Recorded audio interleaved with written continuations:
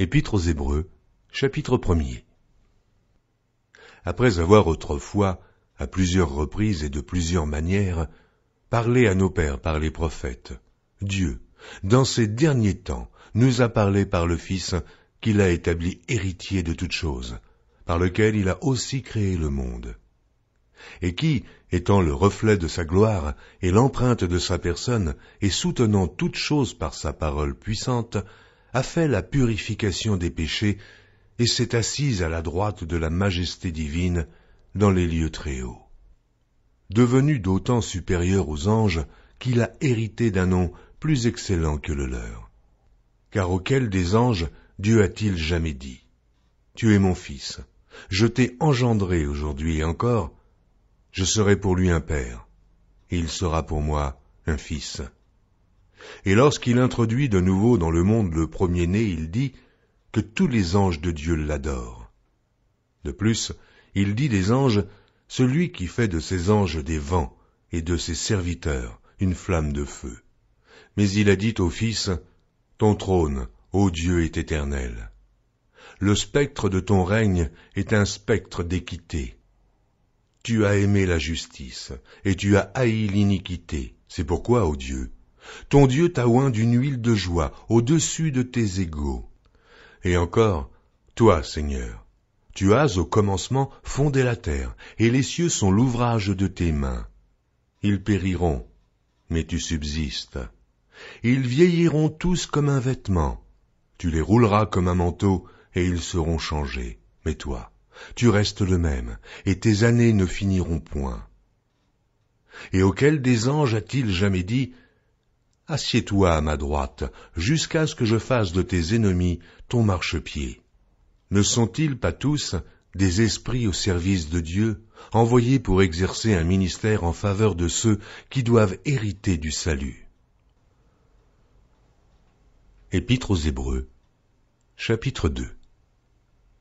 C'est pourquoi nous devons d'autant plus nous attacher aux choses que nous avons entendues, de peur que nous ne soyons emportés loin d'elles. Car si la parole annoncée par des anges a eu son effet, et si toute transgression et toute désobéissance a reçu une juste rétribution, comment échapperons-nous en négligeant un si grand salut, qui, annoncé d'abord par le Seigneur, nous a été confirmé par ceux qui l'ont entendu ? Dieu appuyant leur témoignage par des signes, des prodiges et divers miracles, et par les dons du Saint-Esprit distribués selon sa volonté. En effet, ce n'est pas à des anges que Dieu a soumis le monde à venir dont nous parlons. Or quelqu'un a rendu quelque part ce témoignage. Qu'est-ce que l'homme pour que tu te souviennes de lui ? Ou le Fils de l'homme pour que tu prennes soin de lui ? Tu l'as abaissé pour un peu de temps, au-dessous des anges. Tu l'as couronné de gloire et d'honneur. Tu as mis toutes choses sous ses pieds. En effet, en lui soumettant toutes choses, Dieu n'a rien laissé qui ne lui fût soumis.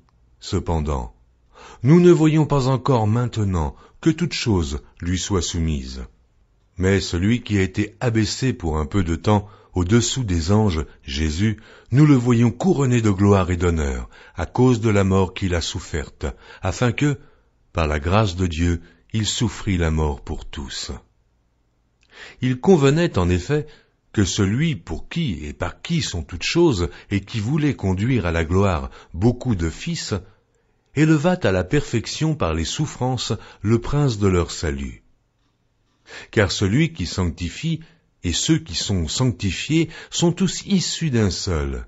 C'est pourquoi il n'a pas honte de les appeler frères, lorsqu'il dit « J'annoncerai ton nom à mes frères, je te célébrerai au milieu de l'assemblée. » Et encore, « Je me confierai en toi. » Et encore, « Me voici, moi et les enfants que Dieu m'a donnés. » Ainsi donc, puisque les enfants participent au sang et à la chair, il y a également participé lui-même, afin que, par la mort, il anéantisse celui qui a la puissance de la mort, c'est-à-dire le diable, et qu'il délivra tous ceux qui, par crainte de la mort, étaient toute leur vie retenus dans la servitude. Car assurément, ce n'est pas à des anges qu'il vient en aide, mais c'est à la postérité d'Abraham.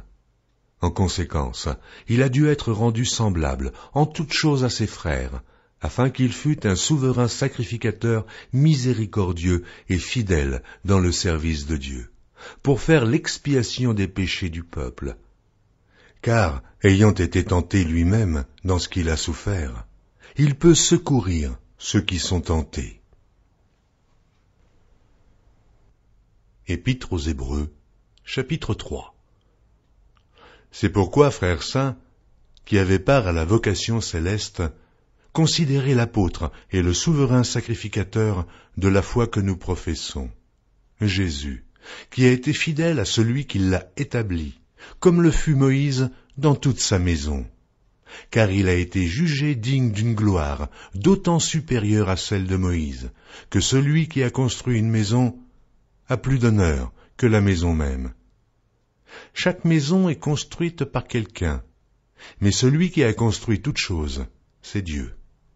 Pour Moïse, il a été fidèle dans toute la maison de Dieu comme serviteur, pour rendre témoignage de ce qui devait être annoncé. Mais Christ l'est comme fils sur sa maison, et sa maison, c'est nous, pourvu que nous retenions jusqu'à la fin la ferme confiance et l'espérance dont nous nous glorifions.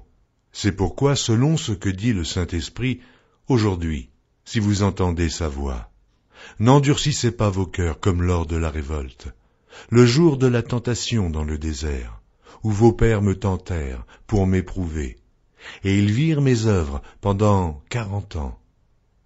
Aussi je fus irrité contre cette génération, et je dis, ils ont toujours un cœur qui s'égare, ils n'ont pas connu mes voies.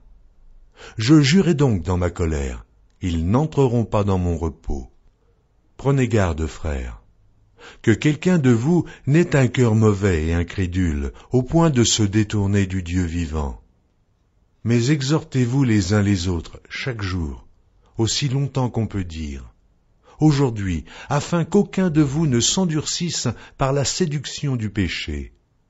Car nous sommes devenus participants de Christ, pourvu que nous retenions fermement, jusqu'à la fin, l'assurance que nous avions au commencement. Pendant qu'il est dit, aujourd'hui, si vous entendez sa voix, n'endurcissez pas vos cœurs, comme lors de la révolte. Qui furent en effet ceux qui se révoltèrent après l'avoir entendu, sinon tous ceux qui étaient sortis d'Égypte sous la conduite de Moïse. Et contre qui Dieu fut-il irrité pendant 40 ans, sinon contre ceux qui péchaient et dont les cadavres tombèrent dans le désert? Et à qui jura-t-il qu'il n'entrerait pas dans son repos, sinon à ceux qui avaient désobéi? Aussi voyons-nous qu'ils ne purent y entrer à cause de leur incrédulité. Épître aux Hébreux, chapitre 4. Craignons donc, tandis que la promesse d'entrer dans son repos subsiste encore, qu'aucun de vous ne paraisse être venu trop tard. Car cette bonne nouvelle nous a été annoncée aussi bien qu'à eux, mais la parole qui leur fut annoncée ne leur servit de rien, parce qu'elle ne trouva pas de la foi chez ceux qui l'entendirent. Pour nous qui avons cru, nous entrons dans le repos selon qu'il dit, « Je jurai dans ma colère, ils n'entreront pas dans mon repos. » Il dit cela quoique ses œuvres eussent été achevées depuis la création du monde. Car il a parlé quelque part ainsi du 7e jour. Et Dieu se reposa de toutes ses œuvres le 7e jour. Et ici encore, ils n'entreront pas dans mon repos.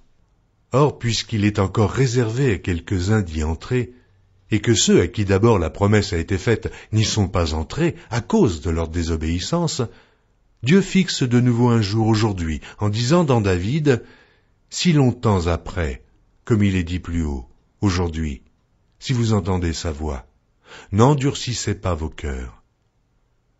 Car si Josué leur eût donné le repos, il ne parlerait pas après cela d'un autre jour. Il y a donc un repos de Shabbat réservé au peuple de Dieu. Car celui qui entre dans le repos de Dieu se repose de ses œuvres, comme Dieu s'est reposé des siennes. Efforçons-nous donc d'entrer dans ce repos, afin que personne ne tombe en donnant le même exemple de désobéissance. Car la parole de Dieu est vivante et efficace. plus tranchante qu'une épée quelconque à 2 tranchants, pénétrante jusqu'à partager âme et esprit, jointures et moelles.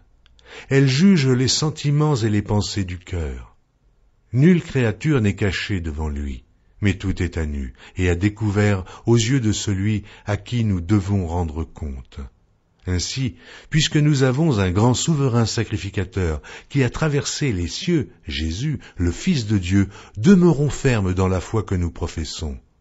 Car nous n'avons pas un souverain sacrificateur qui ne puisse compatir à nos faiblesses.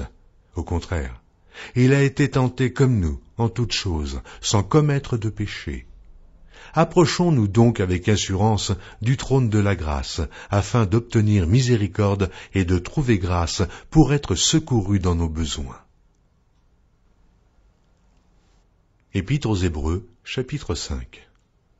En effet, tout souverain sacrificateur, pris du milieu des hommes, est établi pour les hommes, dans le service de Dieu, afin de présenter des offrandes et des sacrifices pour les péchés.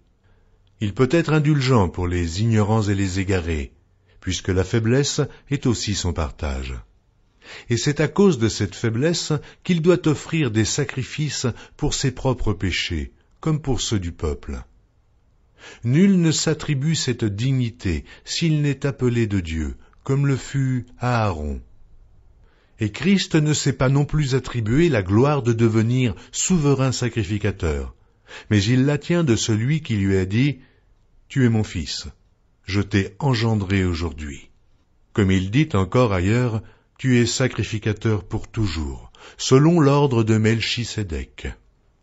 C'est lui qui, dans les jours de sa chair, ayant présenté avec de grands cris et avec larmes des prières et des supplications à celui qui pouvait le sauver de la mort, et ayant été exaucé à cause de sa piété, a appris, bien qu'il fût fils, l'obéissance par les choses qu'il a souffertes, et qui, après avoir été élevé à la perfection, est devenu pour tous ceux qui lui obéissent l'auteur d'un salut éternel. Dieu l'ayant déclaré souverain sacrificateur selon l'ordre de Melchisédek. Nous avons beaucoup à dire là-dessus, et des choses difficiles à expliquer, parce que vous êtes devenus lents à comprendre. Vous, en effet, qui depuis longtemps devriez être des maîtres, vous avez encore besoin qu'on vous enseigne les premiers rudiments des oracles de Dieu. Vous en êtes venus à avoir besoin de lait, et non d'une nourriture solide. Or quiconque en est au lait n'a pas l'expérience de la parole de justice, car il est un enfant. Mais la nourriture solide est pour les hommes faits, pour ceux dont le jugement est exercé par l'usage à discerner ce qui est bien et ce qui est mal. Épître aux Hébreux, chapitre 6. C'est pourquoi, laissant les éléments de la parole de Christ, tendons à ce qui est parfait, sans poser de nouveau le fondement du renoncement aux œuvres mortes, de la foi en Dieu, de la doctrine des baptêmes, de l'imposition des mains, de la résurrection des morts et du jugement éternel. C'est ce que nous ferons, si Dieu le permet, car il est impossible que ceux qui ont été une fois éclairés et qui ont goûté le don céleste, qui ont eu part au Saint-Esprit, qui ont goûté la bonne parole de Dieu et les puissances du siècle à venir, et qui sont tombés, soient encore renouvelés et amenés à la repentance, puisqu'ils crucifient pour leur part le Fils de Dieu et l'exposent à l'ignominie. Lorsqu'une terre est abreuvée par la pluie qui tombe souvent sur elle, et qu'elle produit une herbe utile à ceux pour qui elle est cultivée, elle participe à la bénédiction de Dieu. Mais si elle produit des épines et des chardons, elle est réprouvée et près d'être maudite, et on finit par y mettre le feu. Quoique nous parlions ainsi, bien-aimés, nous attendons, pour ce qui vous concerne, des choses meilleures et favorables au salut. Car Dieu n'est pas injuste pour oublier votre travail et l'amour que vous avez montré pour son nom, ayant rendu et rendant encore des services aux saints. Nous désirons que chacun de vous montre le même zèle pour conserver jusqu'à la fin une pleine espérance, en sorte que vous ne vous relâchiez point, et que vous imitiez ceux qui, par la foi et la persévérance, héritent des promesses. lorsque Dieu fit la promesse à Abraham. Ne pouvant jurer par un plus grand que lui, il jura par lui-même et dit « Certainement je te bénirai, et je multiplierai ta postérité. » Et c'est ainsi qu'Abraham, ayant persévéré, obtint l'effet de la promesse. Or les hommes jurent par celui qui est plus grand qu'eux, et le serment est une garantie qui met fin à tous leurs différends. C'est pourquoi Dieu, voulant montrer avec plus d'évidence aux héritiers de la promesse l'immutabilité de sa résolution, intervint par un serment, afin que, par deux choses immuables dans lesquelles il est impossible que Dieu mente, nous trouvions un puissant encouragement, nous dont le seul refuge a été de saisir l'espérance qui nous était proposée. Cette espérance, nous la possédons, comme une ancre de l'âme, sûre et solide. Elle pénètre au-delà du voile, là où Jésus est entré, pour nous, comme précurseur, ayant été fait souverain sacrificateur pour toujours, selon l'ordre de Melchisédek. Épître aux Hébreux, chapitre 7.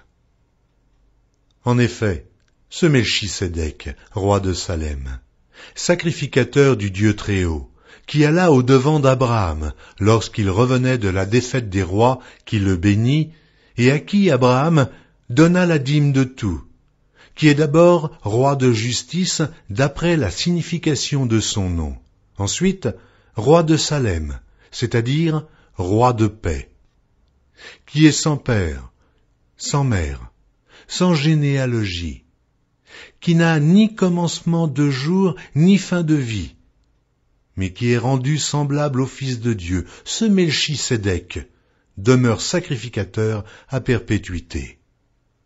Considérez combien est grand celui auquel le patriarche Abraham donna la dîme du butin.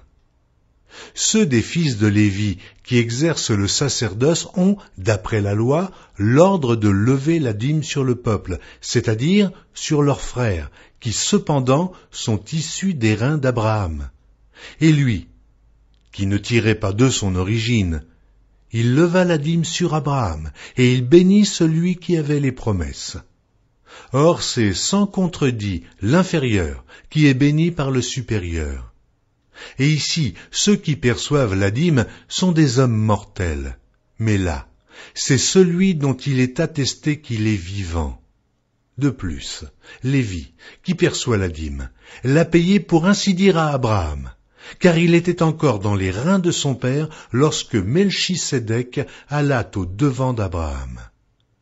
Si donc la perfection avait été possible par le sacerdoce lévitique, car c'est sur ce sacerdoce que repose la loi donnée au peuple, qu'était-il encore besoin qu'il parût un autre sacrificateur selon l'ordre de Melchisédek, et non selon l'ordre d'Aaron?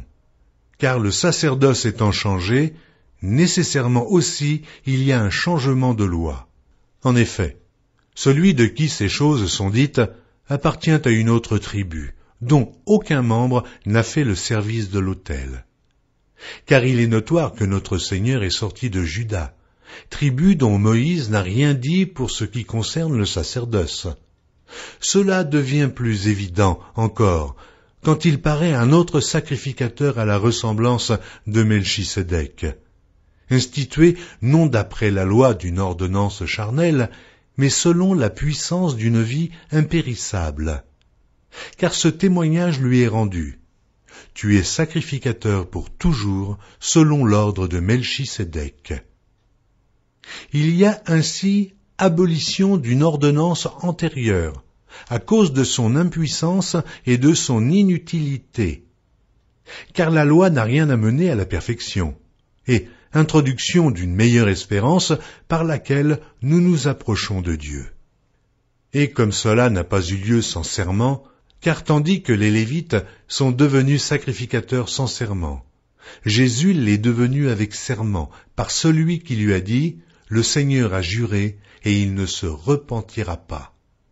Tu es sacrificateur pour toujours, selon l'ordre de Melchisédek. » Jésus est par cela même le garant d'une alliance plus excellente.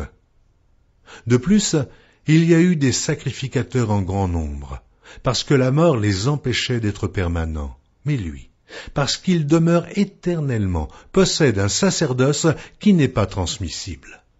C'est aussi pour cela qu'il peut sauver parfaitement ceux qui s'approchent de Dieu par lui, étant toujours vivant pour intercéder en leur faveur. Il nous convenait, en effet, d'avoir un souverain sacrificateur comme lui, saint, innocent, sans tache, séparé des pécheurs et plus élevé que les cieux, qui n'a pas besoin, comme les souverains sacrificateurs, d'offrir chaque jour des sacrifices, d'abord pour ses propres péchés, ensuite pour ceux du peuple, car ceci il l'a fait une fois pour toutes en s'offrant lui-même. En effet, la loi établit souverains sacrificateurs des hommes sujets à la faiblesse, mais la parole du serment, qui a été faite après la loi, établit le Fils qui est parfait pour l'éternité. Épître aux Hébreux, chapitre 8. Le point capital de ce qui vient d'être dit, c'est que nous avons un tel souverain sacrificateur qui s'est assis à la droite du trône de la majesté divine dans les cieux, comme ministre du sanctuaire et du véritable tabernacle, qui a été dressé par le Seigneur, et non par un homme. Tout souverain sacrificateur est établi pour présenter des offrandes et des sacrifices, d'où il est nécessaire que celui-ci ait aussi quelque chose à présenter. S'il était sur la terre, il ne serait pas même sacrificateur, puisque là sont ceux qui présentent des offrandes selon la loi, lesquels célèbrent un culte, image et ombre des choses célestes, selon que Moïse en fut divinement averti lorsqu'il allait construire le tabernacle. Et soin, lui fut-il dit, de faire tout d'après le modèle qui t'a été montré sur la montagne. Mais maintenant, il a obtenu un ministère d'autant supérieur qu'il est le médiateur d'une alliance plus excellente, qui a été établie sur de meilleures promesses.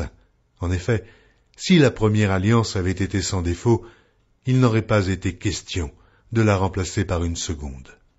Car c'est avec l'expression d'un blâme que le Seigneur dit à Israël, « Voici, les jours viennent, dit le Seigneur, où je ferai avec la maison d'Israël et la maison de Juda une alliance nouvelle. Non comme l'alliance que je traitais avec leur père, le jour où je les saisis par la main pour les faire sortir du pays d'Égypte. Car ils n'ont pas persévéré dans mon alliance, et moi aussi, je ne me suis pas soucié d'eux, dit le Seigneur. Mais voici l'alliance que je ferai avec la maison d'Israël. Après ces jours-là, dit le Seigneur, je mettrai mes lois dans leur esprit. Je les écrirai dans leur cœur, et je serai leur Dieu, et ils seront mon peuple. Aucun n'enseignera plus son concitoyen, ni aucun son frère, en disant « Connais le Seigneur », car tous me connaîtront, depuis le plus petit jusqu'au plus grand d'entre eux, parce que je pardonnerai leurs iniquités, et que je ne me souviendrai plus de leurs péchés. En disant « une alliance nouvelle », il a déclaré la première ancienne. Or, ce qui est ancien, ce qui a vieilli, est près de disparaître. Épître aux Hébreux, chapitre 9. La première alliance avait aussi des ordonnances relatives au culte et le sanctuaire terrestre. Un tabernacle fut en effet construit. Dans la partie antérieure, appelée le lieu saint, était le chandelier, la table et les pains de proposition. Derrière le second voile se trouvait la partie du tabernacle appelée le Saint des Saints, renfermant l'autel d'or pour les parfums et l'arche de l'Alliance entièrement recouverte d'or. Il y avait dans l'arche un vase d'or contenant la manne, la verge d'Aaron qui avait fleuri, et les tables de l'Alliance. Au-dessus de l'arche étaient les chérubins de la gloire, couvrant de leur ombre le propitiatoire. Ce n'est pas le moment de parler en détail là-dessus.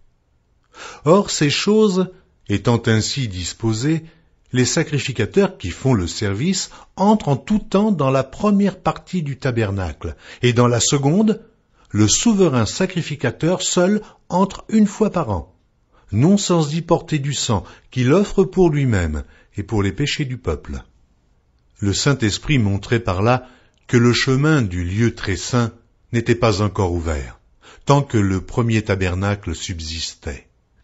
C'est une figure pour le temps actuel, où l'on présente des offrandes et des sacrifices, qui ne peuvent rendre parfait, sous le rapport de la conscience, celui qui rend ce culte, et qui, avec les aliments, les boissons et les diverses ablutions, étaient des ordonnances charnelles, imposées seulement jusqu'à une époque de réformation.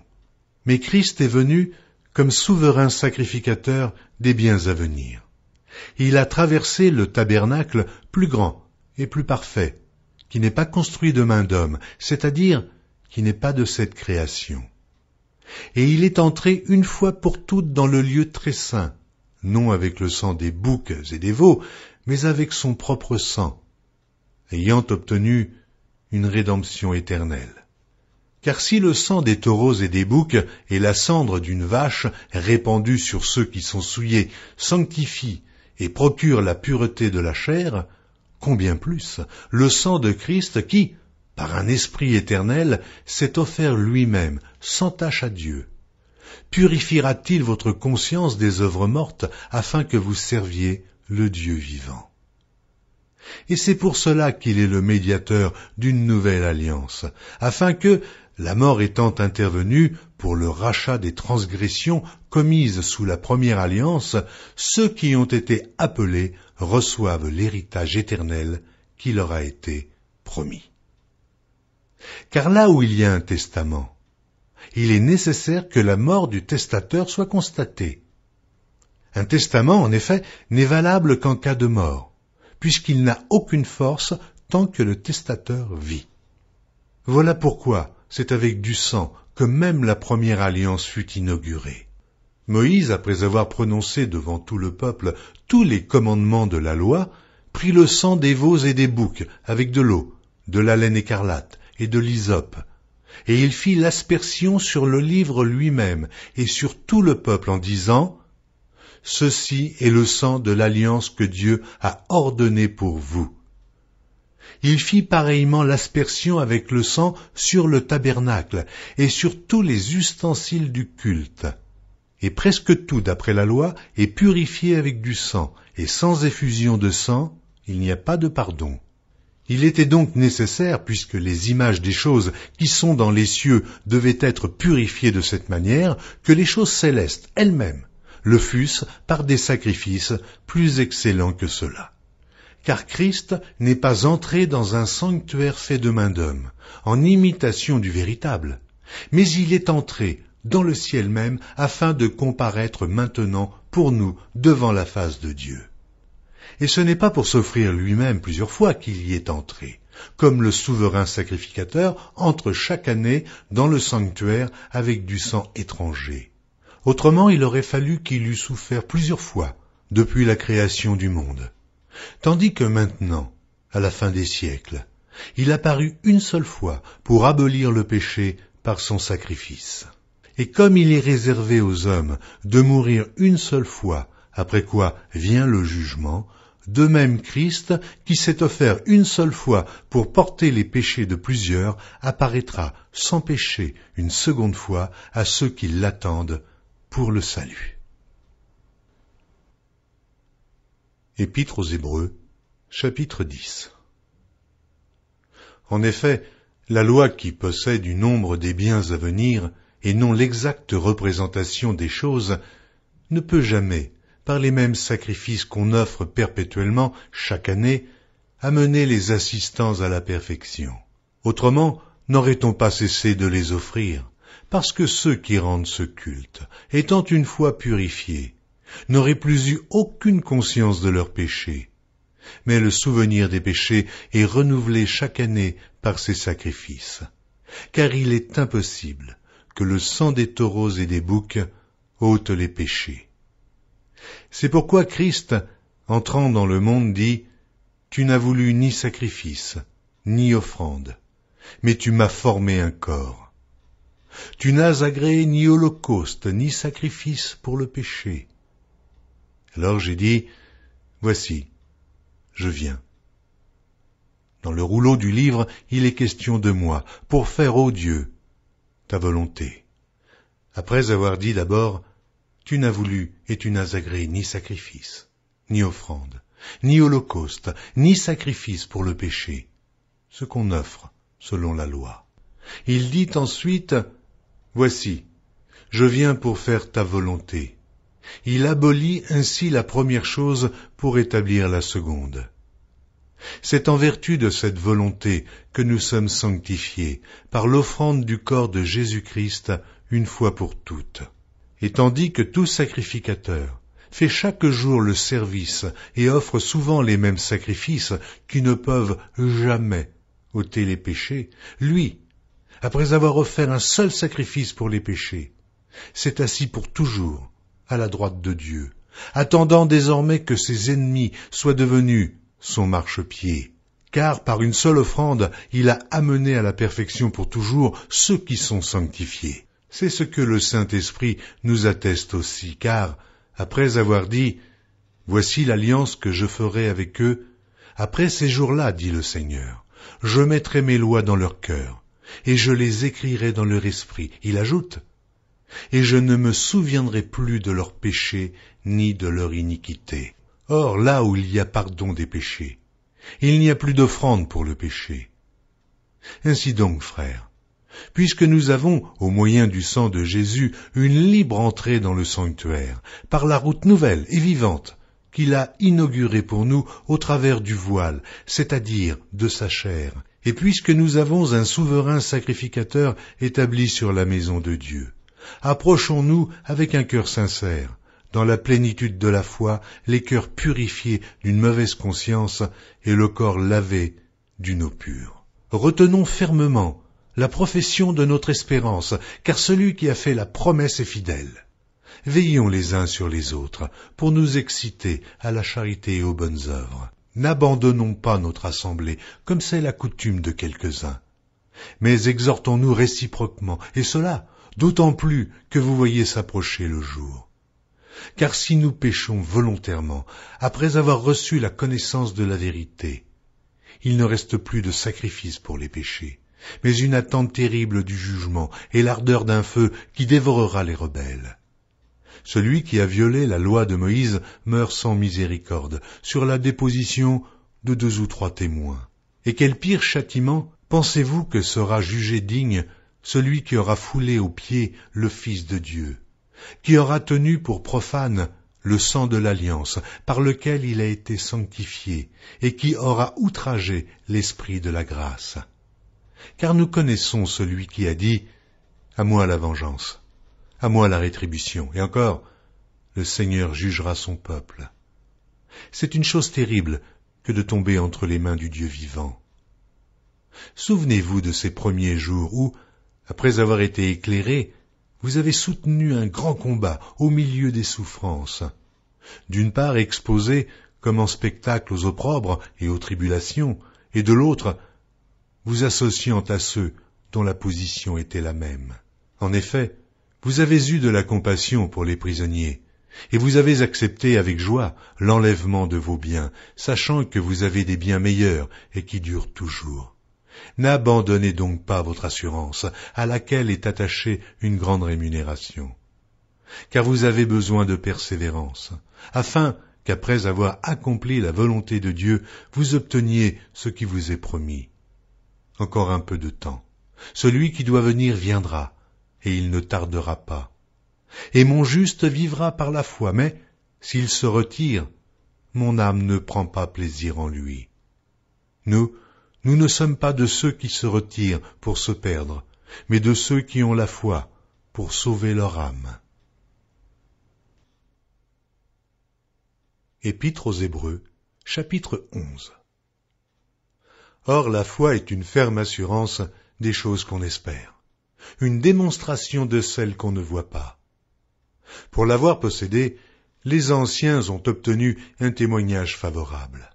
C'est par la foi que nous reconnaissons que le monde a été formé par la parole de Dieu, en sorte que ce qu'on voit n'a pas été fait de choses visibles. C'est par la foi qu'Abel offrit à Dieu un sacrifice plus excellent que celui de Caïn. C'est par elle qu'il fut déclaré juste, Dieu approuvant ses offrandes. Et c'est par elle qu'il parle encore, quoique mort. C'est par la foi qu'Enoch fut enlevé, pour qu'il ne vît point la mort, et qu'il ne parut plus parce que Dieu l'avait enlevé. Car, avant son enlèvement, il avait reçu le témoignage qu'il était agréable à Dieu.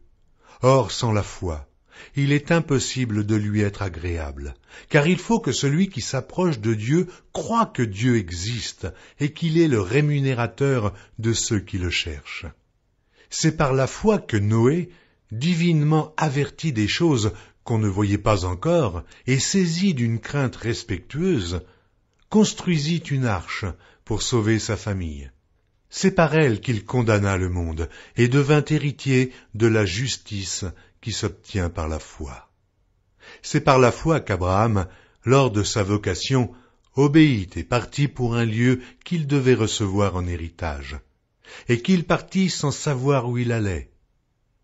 C'est par la foi qu'il vint s'établir dans la terre promise, comme dans une terre étrangère, habitant sous des tentes, ainsi qu'Isaac et Jacob, les cohéritiers de la même promesse. Car il attendait la cité qui a de solides fondements, celle dont Dieu est l'architecte et le constructeur. C'est par la foi que Sarah elle-même, malgré son âge avancé, fut rendue capable d'avoir une postérité, parce qu'elle crut à la fidélité de celui qui avait fait la promesse. C'est pourquoi d'un seul homme, déjà usé de corps, naquit une postérité nombreuse, comme les étoiles du ciel, comme le sable qui est sur le bord de la mer, et qu'on ne peut compter. C'est dans la foi qu'ils sont tous morts, sans avoir obtenu les choses promises. Mais ils les ont vus et salués de loin, reconnaissant qu'ils étaient étrangers et voyageurs sur la terre. Ceux qui parlent ainsi montrent qu'ils cherchent une patrie. S'ils avaient eu en vue celle d'où ils étaient sortis, ils auraient eu le temps d'y retourner. Mais maintenant, ils en désirent une meilleure, c'est-à-dire une céleste. C'est pourquoi Dieu n'a pas honte d'être appelé leur Dieu, car il leur a préparé une cité. C'est par la foi qu'Abraham offrit Isaac, lorsqu'il fut mis à l'épreuve, et qu'il offrit son fils unique, lui qui avait reçu les promesses, et à qui il avait été dit « En Isaac sera nommé pour toi une postérité ». Il pensait que Dieu est puissant, même pour ressusciter les morts. Aussi le recouvra-t-il par une sorte de résurrection. C'est par la foi qu'Isaac bénit Jacob et Ésaü, en vue des choses à venir. C'est par la foi que Jacob, mourant, bénit chacun des fils de Joseph, et qu'il adora appuyé sur l'extrémité de son bâton. C'est par la foi que Joseph, mourant, fit mention de la sortie des fils d'Israël, et qu'il donna des ordres au sujet de ses os. C'est par la foi que Moïse, à sa naissance, fut caché pendant 3 mois par ses parents, parce qu'ils virent que l'enfant était beau, et qu'ils ne craignirent pas l'ordre du roi. C'est par la foi que Moïse, devenu grand, refusa d'être appelé fils de la fille de Pharaon, aimant mieux être maltraité avec le peuple de Dieu que d'avoir pour un temps la jouissance du péché, regardant l'opprobre de Christ comme une richesse plus grande que les trésors de l'Égypte, car il avait les yeux fixés sur la rémunération. C'est par la foi qu'il quitta l'Égypte sans être effrayé de la colère du roi, car il se montra ferme, comme voyant celui qui est invisible. C'est par la foi qu'il fit la Pâque et l'aspersion du sang, afin que l'exterminateur ne touchât pas au premier-né des Israélites. C'est par la foi qu'ils traversèrent la mer Rouge comme un lieu sec, tandis que les Égyptiens qui en firent la tentative furent engloutis. C'est par la foi que les murailles de Jéricho tombèrent, après qu'on en eut fait le tour pendant 7 jours. C'est par la foi que Rahab la prostituée ne périt pas avec les rebelles, parce qu'elle avait reçu les espions avec bienveillance. Et que dirais-je encore? car le temps me manquerait pour parler de Gédéon, de Barak, de Samson, de Jephthé, de David, de Samuel et des prophètes, qui, par la foi, vainquirent des royaumes, exercèrent la justice, obtinrent des promesses, fermèrent la gueule des lions, éteignirent la puissance du feu, échappèrent aux tranchants de l'épée, guérirent de leurs maladies, furent vaillants à la guerre et mirent en fuite des armées étrangères. Des femmes recouvrèrent leur mort par la résurrection. D'autres furent livrés au tourment et n'acceptèrent point de délivrance afin d'obtenir une meilleure résurrection. D'autres subirent les moqueries et le fouet, les chaînes et la prison. Ils furent lapidés, sciés, torturés.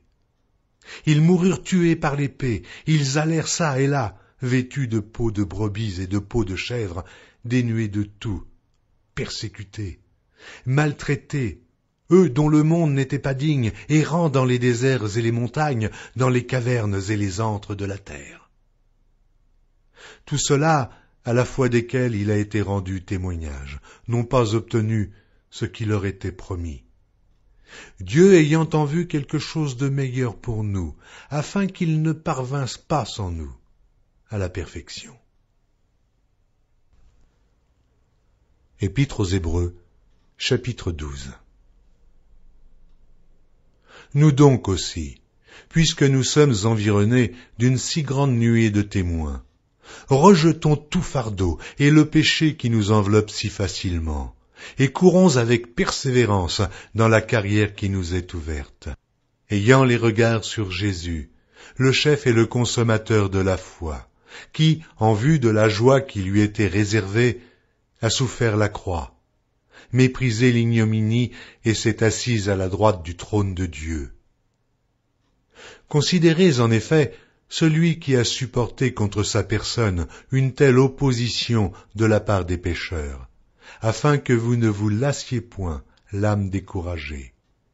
Vous n'avez pas encore résisté jusqu'au sang en luttant contre le péché. Et vous avez oublié l'exhortation qui vous est adressée comme à des fils. Mon fils, ne méprise pas le châtiment du Seigneur, et ne perds pas courage lorsqu'il te reprend.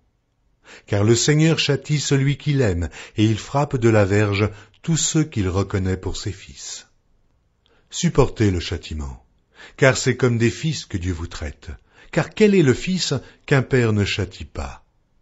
Mais si vous êtes exempts du châtiment auquel tous ont part, vous êtes donc des enfants illégitimes, et non des fils.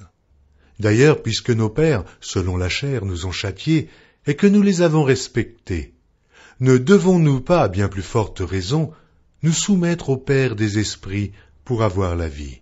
Nos pères nous châtiaient pour peu de jours, comme ils le trouvaient bon, mais Dieu nous châtie pour notre bien, afin que nous participions à sa sainteté.